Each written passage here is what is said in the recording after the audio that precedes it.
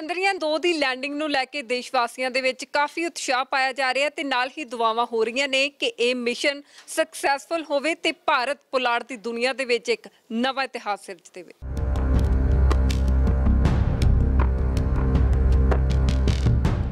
तो आज सच में हम चांद पर जाने वाले हैं।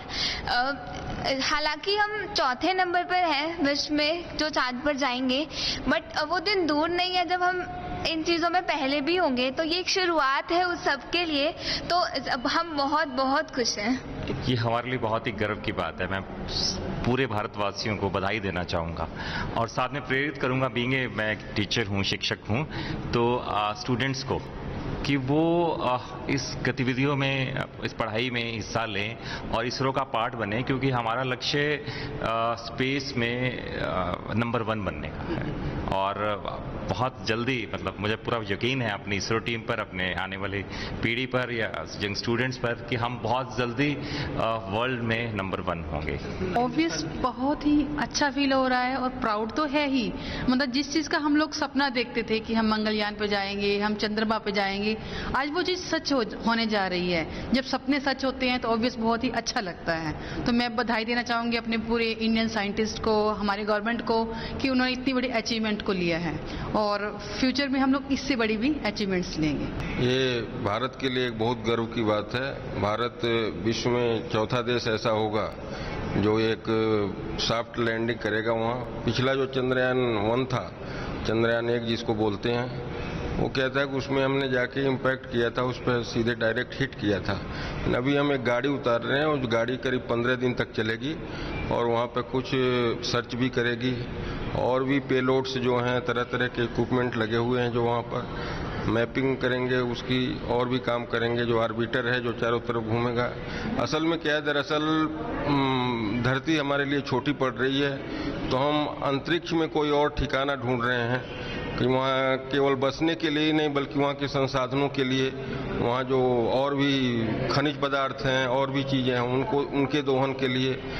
तो वो एक उस दिशा में भारत आगे बढ़ रहा है धीरे धीरे।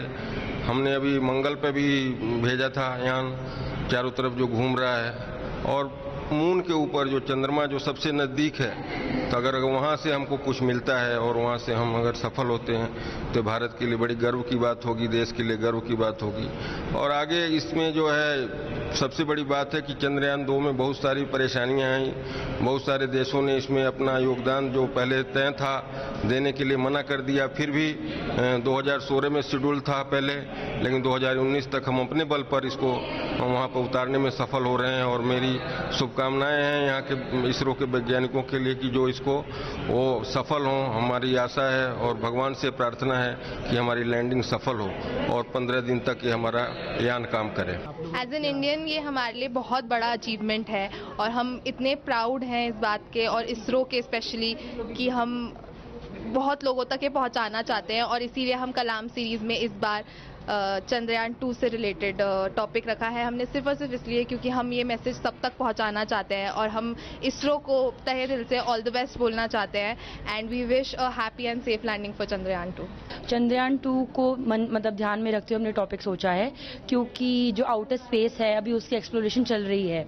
America, England, all these countries ये भी एक्सप्लोर कर रहे हैं, तो इंडिया ने भी अब बहुत बड़ा एक कदम लिया है towards exploring outer space, moon पे, मार्स पे एक जगह बनाने के लिए।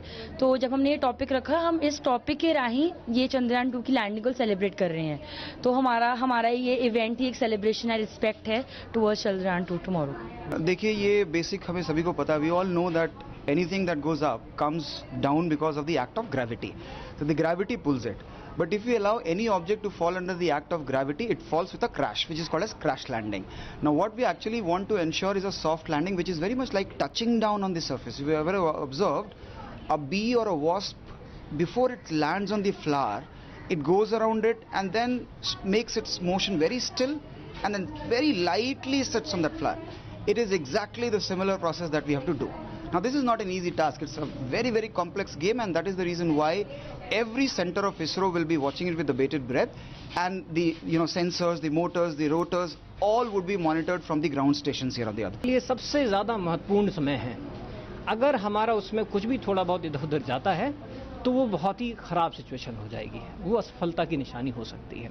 हालांकि हमने कितना सारा सफलता प्राप्त कर ली, वहाँ तक पहुँचाना ही बड़ी बात है, लेकिन ये जो क्षण है वो इसको पूरी तरीके से सफलता हम लोगों को दिला देंगे। और ये एक्चुअली एक ऐसा पल होगा जो हम लोग को ये भी साबित कर देगा भारत को एज अ देश और एज अ वैज्ञानिक प्रतिभा कि हम ऐसा कर सकते हैं। और इन सारे जितने भी व्यवस्था, इसके साथ कई और तकनीकी चीज़ें हम लोग आगे बढ़ाते हैं।